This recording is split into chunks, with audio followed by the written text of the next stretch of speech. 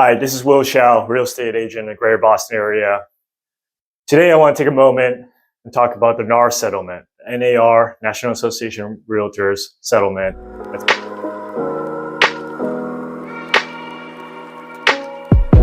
in the news. So I just want to get straight to it, kind of give a summary of what the settlement is and talk about, some of the things that are going to be happening after the settlement and how, it might affect the real estate industry. So the quick summary is when the listing is placed on the MLS, the agent that's representing the seller putting the home on MLS cannot publicly offer compensation to the buyer's agent. So let me say that again. So when you put a home on a multiple listing service, which is the master database typically that agents use to list a property for sale, generally there's a section that allows the seller's agent to offer the buyer's agent some type of compensation for bringing a buyer to purchase the home.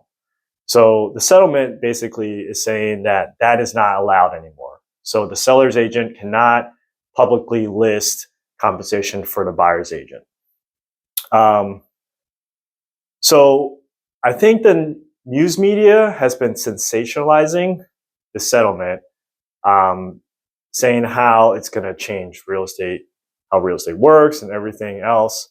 And I think there's a lot of, misconceptions and false narratives and assumptions being made of how the real estate industry works. So I just want to break this down a little bit for you. So prior to the settlement, it was customary for the seller and the seller's agent to offer some type of compensation to a buyer's agent for bringing in a buyer. So this was a way to incentivize a buyer's agent to bring in a buyer to look at a home and purchase the home, and also take care of the buyer's agent so that the buyer didn't need to come up with their own money to pay the buyer's agent. So it was kind of built in to the transaction. And, you can argue whether or not that's the best way to do things, but that was just how it was customarily done. And let me just be clear, what is customary is not mandated or required. So this was a customary practice that had been going on in real estate, but it was never required for the sellers to have to offer compensation to the buyer's agent. So I just want to put that out there and be clear. Another thing is commissions have always been negotiable. That's something that a lot of people are saying, commissions are set at certain percentage amounts, and that's not true. It's always been negotiable, but there's certain agents that will request a certain amount for what they believe they're worth. And also the choice of hiring an agent to buy or sell real estate has always been optional. You're not required to hire a real estate agent to purchase a home or sell a property. It's kind of like being in court. You're not required to have an attorney represent you while you're in court, but there's a customary practice of having a lawyer or having an attorney on your side because your chances of winning in court is drastically improved in that situation. It's similar to real estate. If your chances of buying and selling is drastically improved when you have a hired professional on your side helping you through the process. So, I hope breaking this down will help you understand that the settlement isn't as big of a deal as people make it out to be. Really what it does is it delineates who is paying who. So now it's delineating that the seller's agent is getting paid by the seller and the buyer's agent will need to be paid by the buyer, some way or somehow.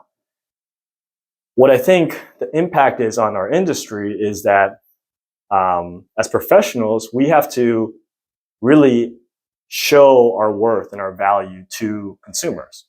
In the past, a lot of agents will get business by talking to buyers and say, hey, work with me. I can show you the house, do whatever. You don't have to worry about paying me anything because my fee is covered by the seller side. That's not going to be the case anymore because you need to be clear on what the buyer is going to be paying you.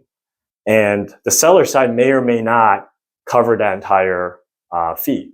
You know, that's still actually something people don't understand is just because sellers agents are not allowed to advertise or promote that they're offering buyer agency or buyer compensation in the MLS, in the multiple listing service, doesn't mean that that still can't be something that's offered, you know, offline, if you will.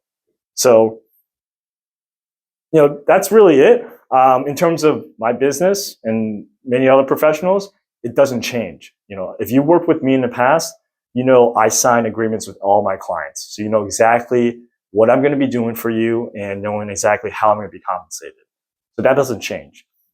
If you're interested in knowing more about what I do to help represent my clients, feel free to reach out. I'm happy to talk with you further and show you why I would be a great buyer's agent for you or a seller's agent for you if you're looking to buy or sell real estate. All right, take care, guys.